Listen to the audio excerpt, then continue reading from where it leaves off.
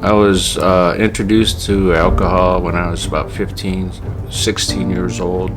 At that time when I took it, that seemed to take away that fear I had, that emptiness.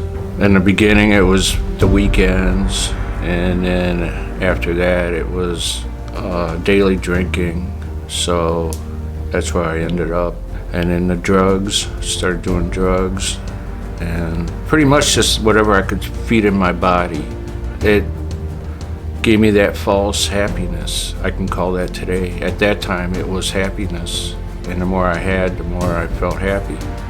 Didn't care about anybody. All I wanted to do was make sure I had my drugs first, or alcohol, and then everything else I'd take care of. But I had to take care of that first. I was uptown most of the time. I was one of the town drunks, falling down, stupor, getting in trouble with the law. I was drinking, I got behind the wheel, and later that night I hit somebody. I thought I killed him. It destroyed me, I just knew something was missing. I just knew that was it. I was done fighting. I was spiritually, physically, and mentally done. I was gone. I didn't know what I had to do or what I wanted. I just knew that life I was living was over. I just didn't want it no more. I got on my knees. I said, God, if you're there,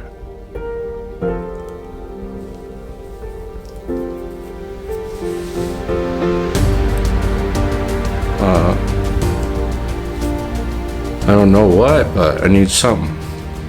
I called this man I knew that I said I would never call, and he asked me what I was willing to do, and I told him anything.